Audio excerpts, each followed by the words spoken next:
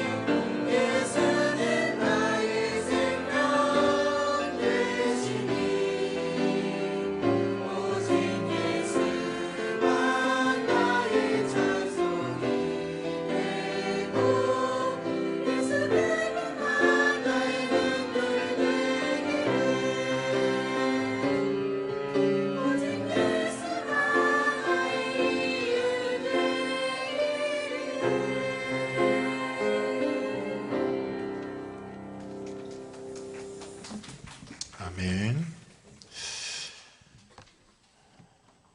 하나님의 말씀은 잠언서 2장입니다. 잠언 2장 5절에서 10절 말씀을 함께 보시겠습니다.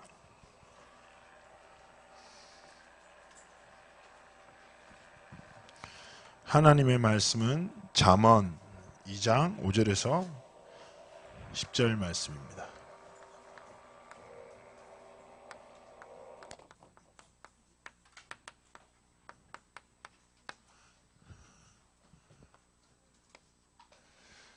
하나님의 말씀은 잠언 2장 5절에서 10절 말씀입니다. 우리 말씀을 찾았다면 우리 한 목소리로 하나님의 말씀을 합독합니다.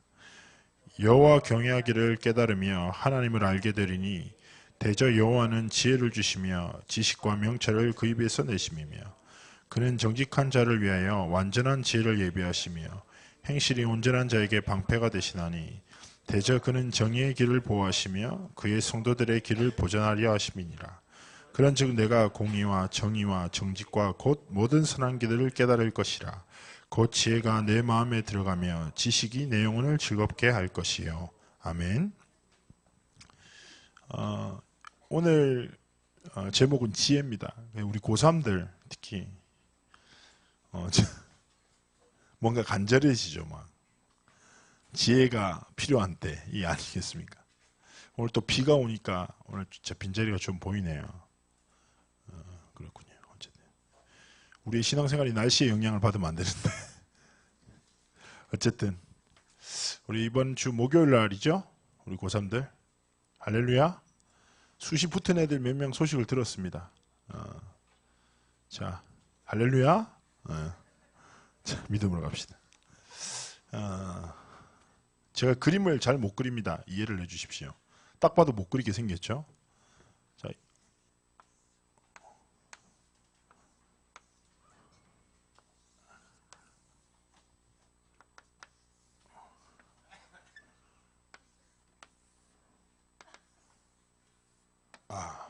바로 나입니다. 나. 자, 근데 난데 목사님이 사역하면서 어떤 생각이 드냐면 난데 아주 두꺼운 콘크리트와 같은 것들이 나를 둘러싸고 있다. 이런 생각이 많네요. 청소 사역 현장 보면 어떤지 한번 나를 점검해 보시기 바랍니다. 우리 많은 렘넌트들이 우리 렘넌트 머리에는 지식된 복음이 있어요. 어릴 때부터 많이 학습했지. 많이 듣고 예수님에 대해서 하나님의 자녀에 대해서도 많은 것을 듣고 지식된 복음이 많이 있어요. 그래서 실제로 그렇잖아요. 우리 렘넌트도 어릴 때부터 뭐 배웁니까? 예수는 그리스도 모든 문제 해결자. 예수님 어디 계셔? 내 마음에. 그러잖아요. 그 목사님 지난번에 있지. 김도근 목사님 막내딸 수련회 갔다 와가지고 예수님 어디 계시냐니까 얘는 가슴을 못 치고 배밖에 못 치더라고. 그래서 내가 물어봤어. 예수님 장에 계시니 그러니까 막 웃더라고 애가. 그렇죠. 어릴 때부터 많이 들었어. 근데 중요한 게 이 지식된 복음이 내 가슴 속에 임재하지 않으면 지식된 복음은 이 결코 나를 둘러싸고 있는 걸 깨뜨릴 수 없다는 거예요. 근데 너무 가슴 아픈 건 뭐냐? 머리에는 지식된 복음이 딱 있는데 가슴에는 가슴 따라 살거든요, 사람이. 머리 따라 살아가는 게 아니야. 그렇잖아요. 우리의 삶의 선택은 뭐냐? 머리를 따라 살지 않고 가슴을 따라 사는데 가슴에는 뭐냐? 세상의 복음.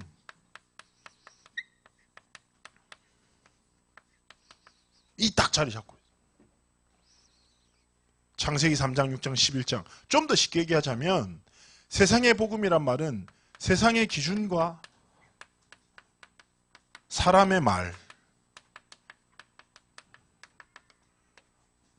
이걸 따라 살아가는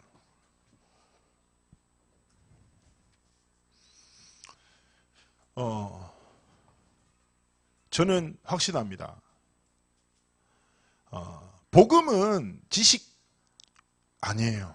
생명과 능력입니다. 그래서 바울도 로마서 1장 16절에 뭐라고 하냐? 내가 복음을 부끄러워하지 않는다. 왜냐? 복음은 믿는 모든 자들에게 구원을 주신 하나님의 능력이라. 그런데 지식된 복음은 부끄러워하고 살아요, 사람들이. 너무 가슴 아픈 것은 많은 렘넌트들이 복음을 알아.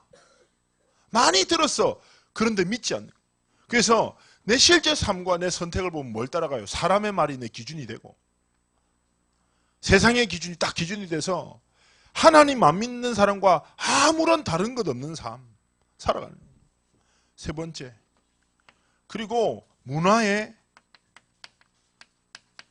중독되어 많은 곳에 중독되어 자기를 잃어버리고 살아요. 스마트폰이라는 것에 빼앗겨서 빈시간 빈마음을 빼앗기고요. 심지어 그렇잖아요. 여러분 일주일간 하나님 앞에 예배드리는 시간이 얼마나 돼요? 정말 적잖아. 그런데 주일날 딱 한 번 드리는 예배 역시도 스마트폰, 문화를 통해서 주는 사단의 달콤함과 바꿔버린다니까. 목사님이 얘기 어릴 때부터 간증 많이, 옛날부터 간증 많이, 목사님 어릴 때 여쭤와 있다고. 에? 목사님이 어릴 때 국민학교, 목사님 다닐 때 국민학교였거든요. 초등학교가. 근데 그때 엄마가 하루에 용돈 250원씩 줬어요. 100원으로 떡볶이 3개 먹고 둘리바 사과맛 아이스크림 50원. 15개 100원. 전도자의 삶처럼 사모늘을 지속했어. 나는 매일 아침마다 학교 가서 내 행복은 딴 게 없어. 버티고 딱 끝나는 길에 떡볶이 먹고 사과 먹으면서 가다가 집에 엿 먹으면서 올라가는 거예요. 알겠죠? 너무 맛있는 거예요. 그게 얼마나 궁합이 좋은지. 그래서 매일 딴 건 쳐다도 안 봤어. 그래서 돈 좀 더 생기면 삼총사라고 3가지 아이스크림 맛이 있어요. 그 과일맛 그거 먹고 막 이랬었는데, 근데 목사님이 딱 집에 갔는데 엄마가 하지 말라는 거지. 엄마가 하지 말라는 거야. 이렇게 재밌는 걸 왜 하지 말라 할까? 우리 엄마는 개몽가? 뭐 이 생각까지 하게 됐다니까. 애가 이상한 거예요. 초등학교 때. 그러다가 나중에 어떻게 했냐? 엄마 몰래 계속 엄마가 자면, 엄마가 없으면 계속 엿을 먹기 시작했어. 알겠죠? 빈 시간 빈 마음에 나의 뭐 쳤다? 엿을 채웠다니까? 근데 있잖아요. 여러분 기억하세요. 분명히 사단이 주는 문화는 달콤해요. 근데 그걸 계속 먹다 보면 어느 날 상상을 할 수 없는 통증이 시작되는 거예요. 나한테. 어린 시절에 가장 가기 싫은 병원이 어디예요? 치과잖아. 무섭잖아. 예? 그리고 내가 처음 병원에 갔었을 때 우리 형이 좀 지금 되게 좀 목회자인데 어릴 때 좀 막혔거든요. 그래서 나한테 가르쳐줘서 형이라 주사를 맞을 때 안 아프려면 바늘이 들어왔을 때 엉덩이에 힘을 꽉 주라는 거예요. 나한테. 그래가지고 나는 우리 형 얘기고 형이니까 알았다고 형이라서 바늘이 딱 들어올 때 엉덩이 꽉 힘을 줬거든. 그래서 하루 동안 이렇게 막 다니고 그랬다니까. 자, 보시라니까. 혹시 동생 있으면 한번 가르쳐주세요. 인생의 경험이 돼요. 메시지가 되고. 자, 사람은 믿을 게 안 되고 이런 걸 깨달을 수 있거든. 근데 목사님이 딱 그때 그 이빨의 통증을 지나고 지금 제가 얘기하잖아요. 제 이빨이 황금이 몇 개라고 14개라니까. 알겠죠? 목사님 이빨 치료하는데 엄청 고생했고 돈 엄청 들였어. 근데 나는 청소년생 가면서 이게 가슴에 딱 메시지를 줬어. 많은 렘넌트들이 문화의 달콤함에 빠져서 하나님이 주신 오늘 미래를 다 빼앗긴다니까. 사단이 주는 문화의 달콤함과 비할 수 없는 미래가 하나님 예배하셨는데 그 달콤함에 오늘을 빼앗기고 빈 시간 빈 마음을 빼앗겨서 진짜 나를 잃어버려. 얼마나 억울한 일이에요. 그런데 머리에는 복음 알아. 그러나 삶과 걸음은 세상의 복음, 사람의 기준, 사람의 말을 쫓아. 그러면서 빈 시간에 문화에 막 빠져있어. 목사님 이번 주 수요일 날인가 밤에 전화가 왔어요. 갑자기 10시 반인가 갑자기. 제가 아는 지금 뭐 한국에서 잘 나가는 무대 감독이에요. 언약의 여정을 같이 했던 무대 감독인데, 예, 그냥 크리스천이라. 근데 이 친구가 내가 이제 언약 여정할 때 복음도 전했는데 나 교회 다녀? 예수 믿어? 이렇게 해서 복음은 받아들이지 않았는데 한 10시 반에 갑자기 전화가 대뜸 전화 왔어요. 그래서 아이고 형길 전화 가능해? 얘기해. 무슨 일이야? 했더니 갑자기 펑펑 오는 거예요. 나 좀 살려달라네요. 그래서 왜 무슨 일인데 했더니 이제 자기 어린 시절부터 가장 친했던 친구가 강원도 정선에서 도박에 빠진 거야. 그래서 결국 자살을 했네. 근데 문제는 뭐냐? 그 친구가 딱 자살하고 그 도박에 중독돼가지고 자살했잖아요. 근데 그때부터 2달 동안 하룻밤도 잠을 못 자고 눈물이 나고 자기 삶에도 많은 어려움. 교회 가서 목사님 만났는데 아무런 도움을 안 주고 친구를 위해서 기도하십시오. 뭐 이런 얘기만 하는 거야. 자기는 무슨 기도를 해야 될지 모르겠는데. 그래서 제가 하나님 시간표구나 딱 생각하고 이제 말씀 운동을 시작했거든요. 근데 렘넌트 여러분 진짜 기억하세요. 제가 늘 말씀드리잖아요. 그렇게 인생의 중독에 빠져서 무너지는 인생이 언제부터 그런 문제가 시작됐다고 생각해요. 여러분 때예요. 청소년 시절에 어떤 씨앗이 뿌리 내린 것 따라서 여러분 나중에 열매가 달라진다니까. 청소년은 성취되고 열매 맺는 때가 아니라 그래서 무엇을 해야 될지 모르는 게 당연한 거예요. 그래서 올바른 것을 뿌리 내려야 돼요. 공부도 열심히 하고 말씀도 생명 다해 듣고 해야 된다니까. 렘넌트 여러분, 그러나 제가 스마트폰에 대해서 분명히 말씀드립니다. 여러분, 스마트폰은 사단의 도구가 아닙니다. 여러분, 모든 것에는 순기능과 역기능이 있어요. 좋은 기능이 있고 나쁜 기능이 있다니까. 근데 문제는 사단이 우리 후대들을 계속 역기능, 알겠죠? 웹툰, 뭐 게임 그런 걸로 계속 빠뜨리는 거예요. 그래서 이 부분은 여러분이 앞으로 문화라는 것을 두고 세상을 정복해야 될 렘넌트들이기 때문에 올바로 이해하고 커나가야 돼요. 자, 이런 사람들의 특징이 뭐예요? 또 문화에 중독되고 사람에게 집착합니다. 사람에게 집착한다는 말이 뭘까요? 나 저 사람 없으면 안 돼 이렇게 쫓아다닌다는 게 아니에요. 뭐냐? 하나님의 말씀에는 전혀 반응하지 않지만 사람에게만 반응하고, 사람이 조금만 나를 기쁘게 하면 행복해하고, 사람 때문에 낙심하고, 모든 중심이 뭐가 돼요? 사람.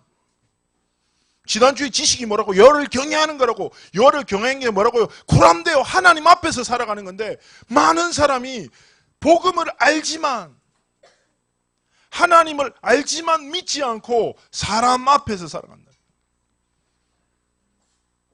여러분 어떻습니까? 한 주간 삶을 살면서 하나님이 여러분 마음에 확신을 주시고 힘을 주시고 역사하신 거 체험해 봤습니까? 아니면 사람을 따라 움직였습니까? 사람 관계 중요합니다. 그러나 그리스도인은 하나님 앞에 살아야 돼요. 그러다 보니까 다섯 번째, 과거에 매여서 살아갑니다. 많은 사람들이 과거의 실수, 상처, 연약함에 매여 살고, 그 다음에 어떻게 합니까? 현실을, 오늘은, 현재는 많은 한계 속에서 고통당하고, 미래는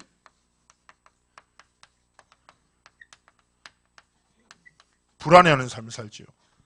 목사님 이런 청소년들 많이 만났거든요. 과거에 딱 매고 오늘은 불안해하고, 현실의 한계, 환경의 한계, 알겠죠? 사람의 말의 한계, 성적의 한계 막 갇혀갖고 자기를 잃어버리고, 심지어 어떤 렘넌트는 내가 볼 때 귀여운데 자기 얼굴 억울하게 생겼다고.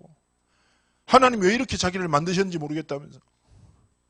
목사님이 옛날에 얘기했잖아요. 목사님 이제 고등학교 때 우리 친한 동생인데 코가 커가지고 제가 너무 걔가 귀여워가지고 코크다스라고 약 올렸다가, 근데 지금 생각해도 참신해. 제가 지금 별명이 코크다스라고 했거든요.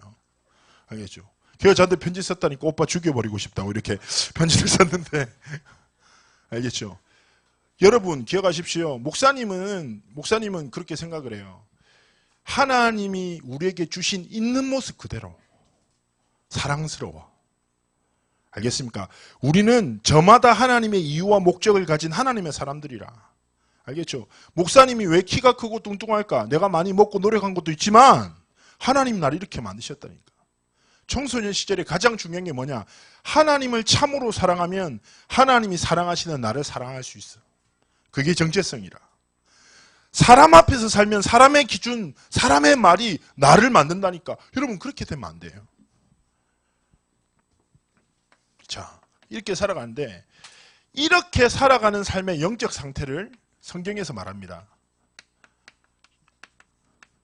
뭐라고 하냐? 첫 번째, 여러분은 어떤지 한번 생각해 보세요. 메마르고 건건한 땅이다. 두 번째, 굳어진 마음. 세 번째, 황폐한 심령.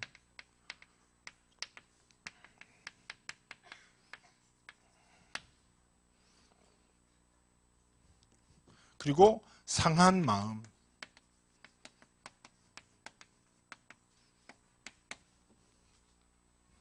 성경에서 이 속에 갇혀 살아가는 영적 상태가 뭐냐? 메마르고 건건한, 물이 한번 비춰져서 쩍쩍쩍 갈라진 메마른 땅과 같고, 굳어진 마음, 황폐한 심령, 상한 마음이라고 성경에서 표현합니다. 여러분, 이런 것들이 이 삶을 둘러싸고 있어. 어떻게 하나님의 은혜가 임해요?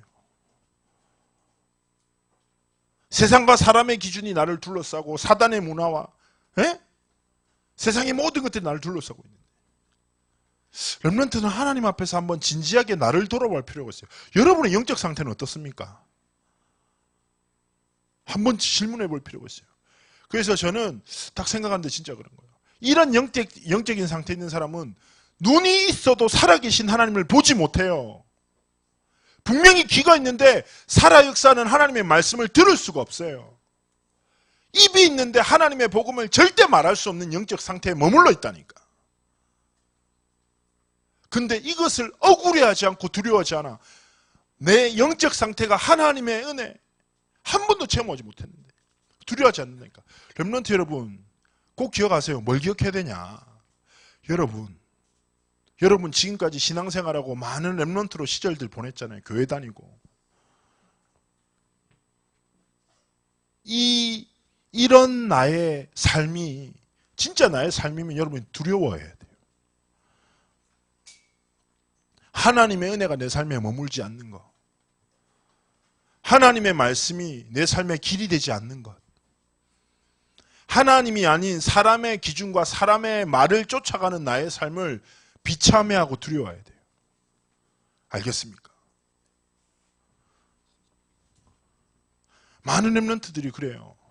분명히 살아계신 하나님을 보지도 못하고 듣지도 못하고 말하지도 못하는 영적 상태 속으로 가는데, 이런 나의 상태 속에서 뭐가 만들어져요? 나의 각인과 뿌리와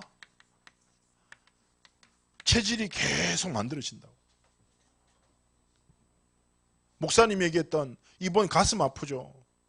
도박에 빠져서 스스로 목숨을 잃은, 어릴 때부터 교회를 다녔던, 감리교에서 모태신앙으로서 35년 동안 계속 신앙생활을 했는데, 근데 자기 삶에 잘못된 각인 뿌리 체질을 전혀 이기지 못하고 사단의 문화에 빠져서 자기 인생을 딱 끝내버린 사람. 여러분 이런 현장을 보고 하나님 앞에서 많은 생각을 해야 돼요. 더 나아가 하나님은 그런 저주에서 벗어나라고 부른 게 아니라, 벗어나 그 저주 속에서 고통당하는 수많은 사람을 살리라고 우리를 부르셨거든요. 근데 내가 이런 영적 상태에 머물러 하나님의 복음과 능력을 체험치 못하고, 분명히 내 입이 있는데 이 복음 말하기만 하면 살아날 사람에게 복음을 증거하지 못한다. 분명히 살아 역사하신 하나님이 말씀으로 역사하시는데 그 말씀을 내가 한순간도 듣지 못하고 붙잡지 못한다. 억울하고 땅을 쳐야 되는 일이라니까. 자, 그러면 내가 한번 질문할게요. 이렇게 무너진 나를 세상의 그 누가, 세상의 그 무엇이, 사람의 어떤 말이 나를 변화시킬 수 있겠냐고. 없어. 알겠습니까? 세상, 사람, 그 무엇도 누구도 이렇게 무너진 나를, 이 속에 빠져있는 나를 건져낼 수 있고 해방시킬 수 없다니까. 그래서 렘넌트들은 주목해야 돼요. 무엇에 주목해야 됩니까? 전 늘 렘넌트들한테 말씀드리는 뭐냐? 하나님 앞에 무릎을 꿇어라. 오직 뭐다? 무릎 꿇을 때 하나님이 허락하시는 은혜. 세계적인 신학자였던 존 칼빈은 얘기했습니다. 이렇게 무너진 인생에게 임재하는 은혜가 있는데, 이 은혜는 뭐냐? 불가항력적 은혜다. 그 누구도 그 무엇도 막을 수 없는 은혜가 하나님의 은혜다. 진짜 맞아요. 렘넌트 여러분, 지금 청소년 시절에 이런 나를 있는 모습 그대로 하나님 앞에 나아가 여러분의 마음과 영혼에 무릎을 꿇고, 하나님 내게 은혜를 허락하여 달라고. 메마르고 건건한 내 마음의 땅에 아버지 하나님께서 은혜의 단비를 부어달라고. 내 구거지고 황폐하고 상한 심령을 주님이 치유하시고 회복해 달라고. 내 머릿속에 있는 복음이 내 심장을 뛰게 하는 은혜를 달라고. 내 귀가 주의 말씀을 듣고 내 눈이 하나님의 살아계심을 보며 내 입이 주의 복음을 증거하는 하나님의 사람으로 주님 내게 은혜를 달라고 기도해야 돼요. 이게 청소년 시절에 할 수 있는 가장 아름다운 일입니다. 그리고 이런 청소년을 하나님은 찾으시고 기다리십니다. 이런 청소년을 통해서 하나님이 현장 살리실 거예요. 목사님이 전에 한번 얘기 안 했습니까? 내가 부산에서 사역할 때 어떤 여자애, 키 크고 이뻐. 근데 애가 얼굴이 진짜 차가워. 별명이 얼음공주였거든. 한날 나한테 찾아왔어. 에? 찾아와서 이런 얘기를 하더라고. 수련회 때 딱 이제 밤에 잠시 있을 때 나를 딱 부르더니, 내 전도사 때 전도사님 나 좀 따라오라는 거야. 그래서 내가 따라갔다니까. 근데 나한테 무슨 얘기냐면, 지금 내가 하는 얘기를 남한테 하면 죽여버릴 거라고. 고등학생이 이쁜 여자애가. 그래서 내가, 그래 네가 날 죽일 수 있을지 모르겠지만 뭐 그래 말았어. 무슨 일 얘기해봤더니, 얘가 자기 마음속에 깊고 깊고 깊은 상처, 에? 자기 아버지한테 당했던 상처 막 얘기를 하는 거예요. 울면서. 그러면서 얘가 이런 얘기를 했어요. 난 20살 되면 아빠를 찔러 죽이고 나도 죽는 게 내 인생의 목적이었다. 근데 내가 실수로 교회 와가지고 복음을 들으니까 이 하나님의 복음이 내 이 깊은 마음을 계속 치는 것 같아서 너무 고통스럽다. 내보고 도대체 어떻게 하란 말이냐라고 막 얘기하는 거야. 그래서 제가 그 얘기를 듣는데 마음이 너무 아픈 거지. 얘가 어떻게 이런 시절을 보냈지? 얘 마음속에 이렇게 메마른 굳어진 황폐한 상한 심령, 사단이 준 상처가 이 속에 깊이 자리 잡아 이 아이를 무너뜨리고 있는데, 그 목사님이 이렇게 얘기했습니다. 여기 있어요. 야, 누구야? 내가 네 이해한다면 거짓말이야. 내가 너를 돕는다는 것도 거짓말이야. 난 너 도울 수 없고 이해할 수도 없어. 나도 화가 나. 하지만 내가 얘기할게. 네가 받은 상처보다 더 큰, 네 마음속에 자리 잡은 원망보다 더 큰 그 모든 것을 뒤덮는 하나님의 사랑 얘기해 줄게. 여러분들이 어릴 때부터 죽도록 들었던 그 그리스도를 증거했어요. 하나님이 그날 성령으로 역사하시더라고요. 그 아이랑 한 30분 정도 계속 울었던 것 같아. 하나님이 그의 모든 상한 심령 위에 불가항력적 은혜, 사람과 세상과 사단의 상처가 결코 막을 수 없는, 목사님은 확신합니다. 사람들은 얘기합니다. 문화 중독 바꾸기 힘들다는 거지. 근데 저는 확신하거든요. 세상의 가장 강력한 각인은 사단이 만든 문화의 각인이 아니에요. 하나님이 주시는 복음의 능력의 각인이라. 그렇다면 그 하나님의 복음의 능력이 단 한 번만 여러분에게 임한다. 말씀을 귀로 듣고 머리로 이해하지 말라니까. 영혼으로 받고 담아요. 그리고 이런 영적 상태에 머물러 있는 여러분의 삶, 여러분의 삶을 두고 살고 있는 모든 것을 깨뜨리는 능력의 복음 앞에 서야 됩니다. 여러분,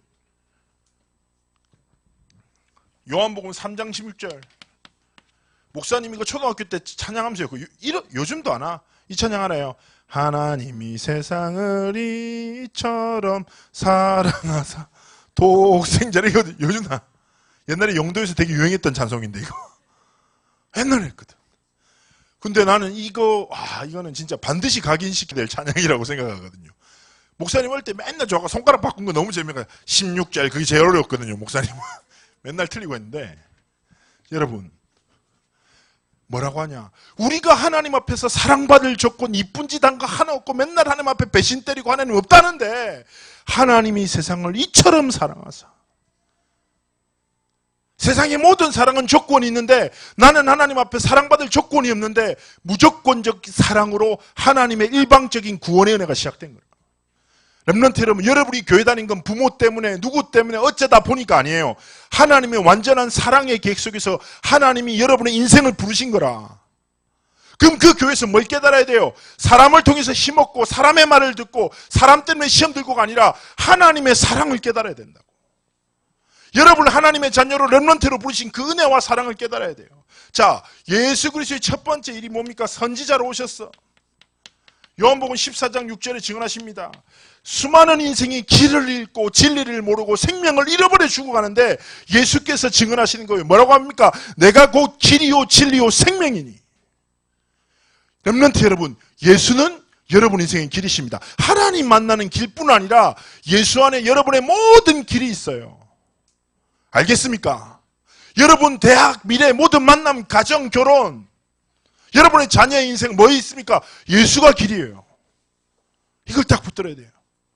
그래서 이것을 믿는 사람은 인생 길을 갈 때 그리스도 앞에 엎드려. 예수를 믿고 산다니까.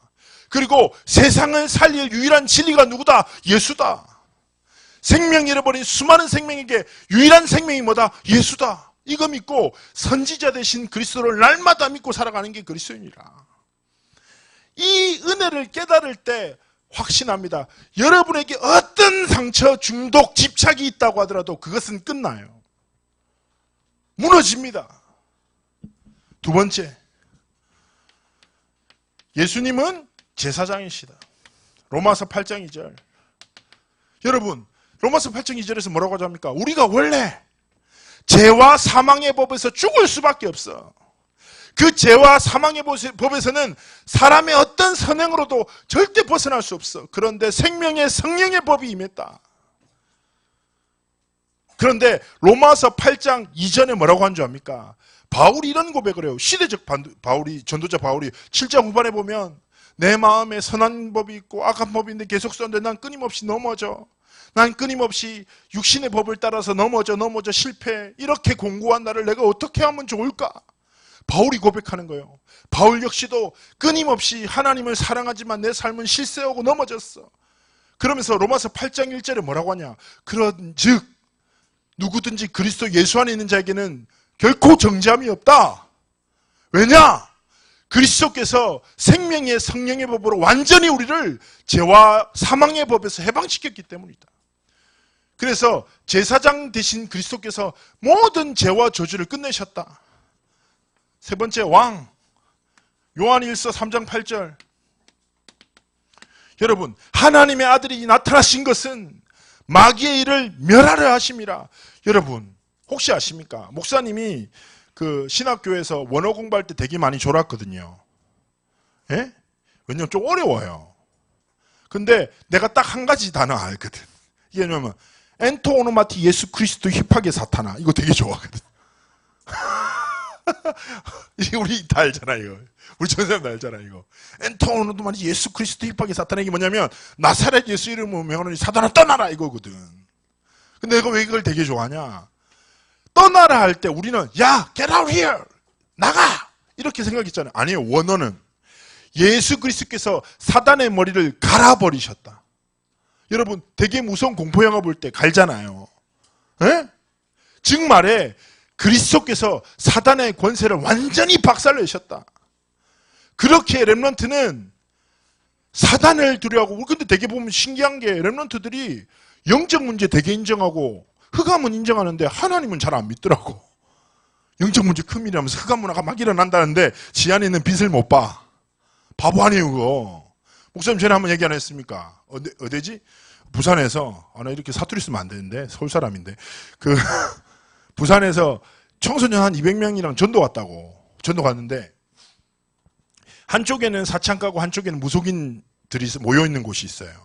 막 대순진리에도 있고 막 되게 이단이 많은 되게 흑암이 가득한 땅인데, 그래서 그 청소년들이니까 사창가 쪽은 전도를 못 가고 무속인촌으로 다 갔다니까. 그런데 갔을 때 목사님이 그 해외에서 온 2명이랑 렘넌트 4명을 데리고 저를 따라왔고 갔는데, 그러니까 뭐 조그만 무당촌에 200명 청소년들이 풀니까 무당들도 짜증나잖아요.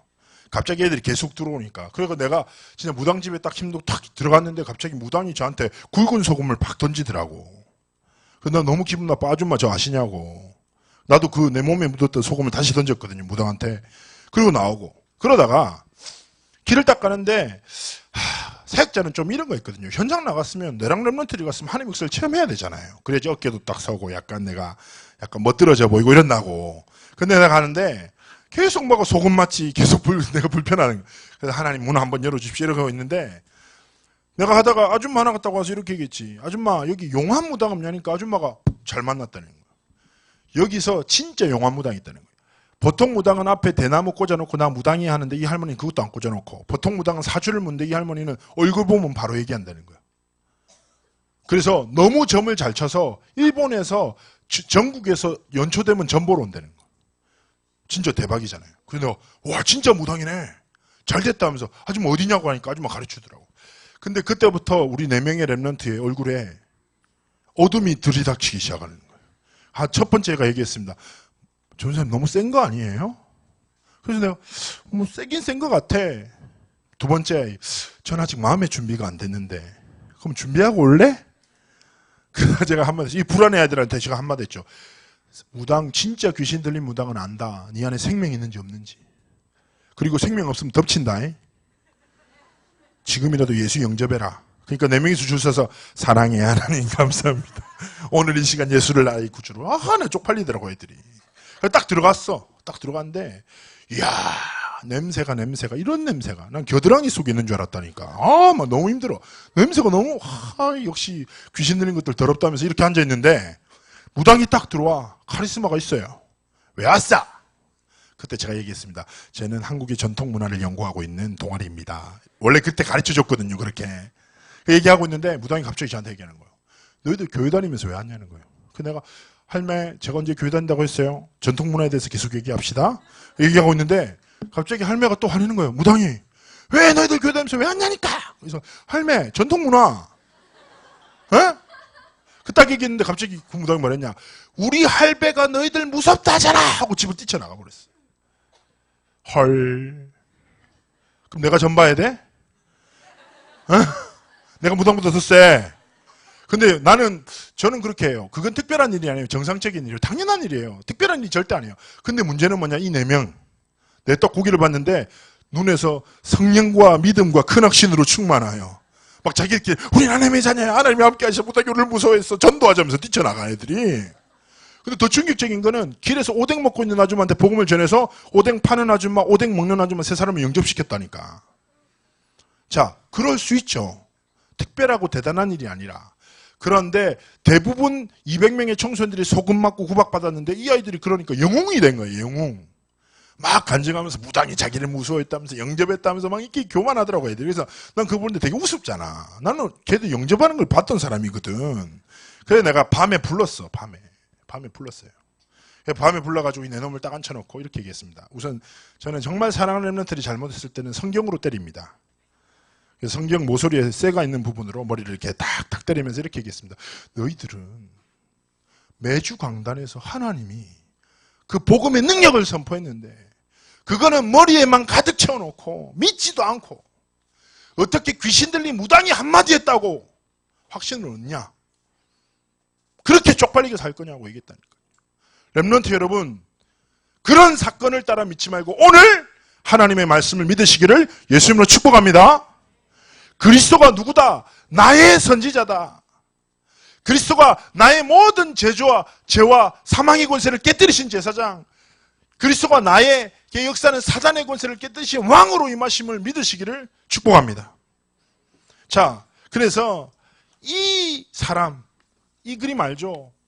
예수가 내 마음의 중심의 의자에 뭐다? 주인으로. 사람과 사단의 문화를 따르지 말고 예수 그리스도가 내 인생의 주인으로. 이 삶에게 하나님이 고린도후서 5장 17절을 주신 거예요. 얼마나 멋있는 말씀입니까? 그런즉 누구든지 어떤 조건도 상관없이 그리스도 안에 있으면 뭐다? 새로운 피조물이다. 이전 것은 지나갔으니 보라 새 것이 되었도다. 여러분에게 어떤 상처, 무너짐, 한계가 있다 할지라도 그리스도 안에 있으면 그 상처가 복음을 전할 도구가 되는 거예요. 하나님이 여러분 인생을 붙드신다니까. 여러분, 이 그리스도 안에 있는 진짜 나를 찾으라고.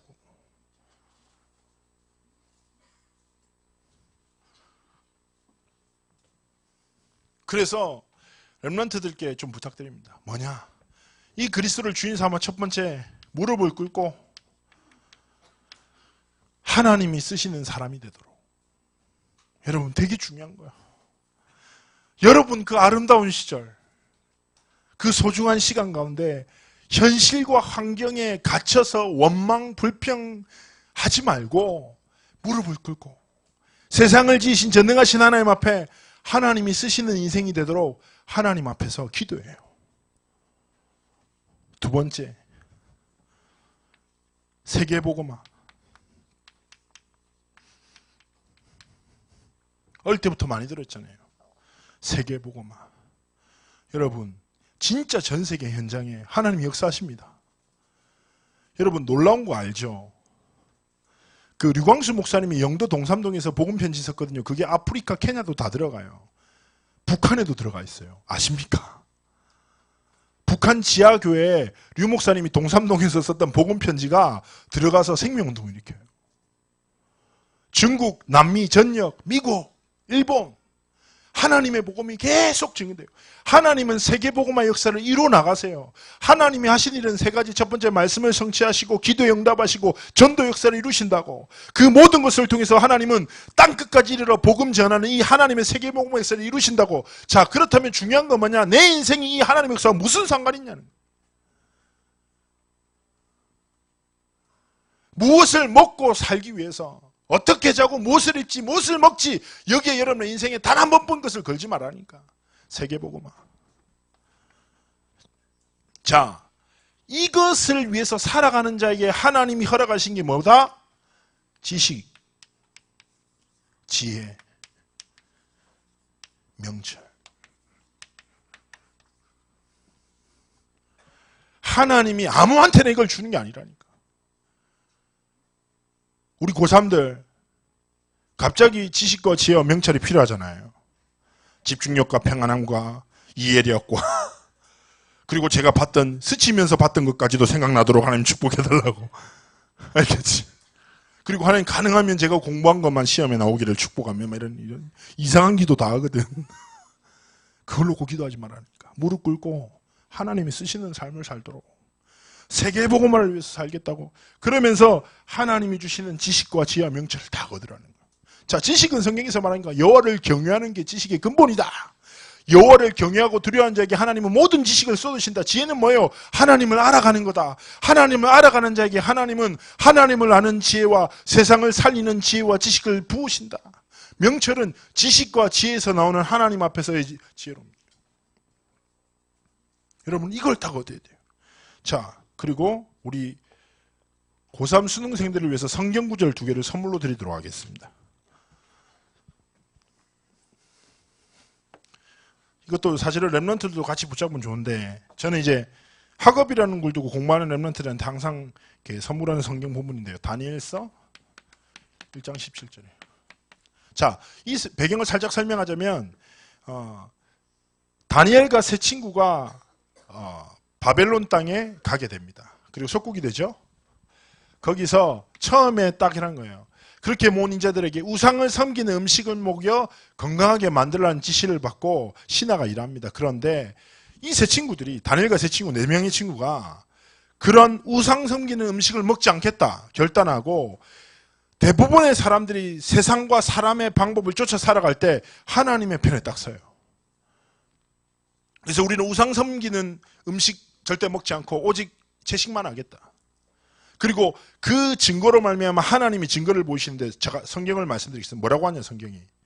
하나님이 이 네 소년에게 진짜 나는 이게 감동되는 건데 뭘 주셨냐. 학문을 주시고 모든 서적을 깨닫게 하시고 지혜를 주셨으니 나는 이 말씀 딱 듣는 순간 맞지. 우리 랩런트들이 이렇게 공부해야지. 진짜 최선을 다하되 하나님 주신 힘 하나님 주신 지혜로 공부해야지. 그래서 하나님이 뭐라고요? 학문을 깨닫게 하셨대요. 학문을 주셨대. 모든 서적을 깨닫게 하셨대요. 그리고 지혜를 주셨다는 거예요. 그리고 특별히 다니엘에게는 모든 환상과 꿈을 깨달아 알게 하더라. 그래서 그 모든 이방인들 학자들 보에 10배의 지혜를 하나님 하라고 하신대요. 자, 그리고 이사야서 41장 10절 말씀은 우리 고3들은 계속 암송하십시오. 이거는 묵상하면서. 자, 이거는 읽어만 드리겠습니다. 왜냐하면 모든 메시지가 있기 때문에. 두려워하지 말라. 내가 너와 함께 하리라. 놀라지 말라. 시험 문제 보고 깜짝 놀라지 마십시오. 나는 내 하나님이 되리라. 내가 너를 굳세게 하리라. 참으로 너를 도와주리라. 참으로 나의 오른손으로 너를 붙들리라. 여러분의 인생은 하나님의 능하신 손으로 딱 붙들림 받은 줄 믿습니다. 알겠죠? 어쨌든 저는 재작년인가 우리 고3에 눈물을 잊지 못합니다. 내가 일하려고 내가 12년 동안 공부했냐면서 막 이러더라고 얘가. 근데 어쨌든 저는 랩런트들에게 꼭 드리고 싶은 말씀이 하나님 앞에서 최선을 다하십시오. 그리고 꼭 믿을 것만이 하나님 절대 주권. 그리고 어떤 결과 앞에서든지 하나님께 최고의 영광을 돌려드리는 믿음의 삶을 살기를 예수님으로 축복합니다. 하나님, 우리의 모든 영적 상태를 치유하여 주시고 그리스도가 날마다 우리 삶의 주인 되어지도록 함께하여 주옵소서. 감사드리며 살아계신 주 예수 그리스도의 이름으로 기도합나이다. 아멘.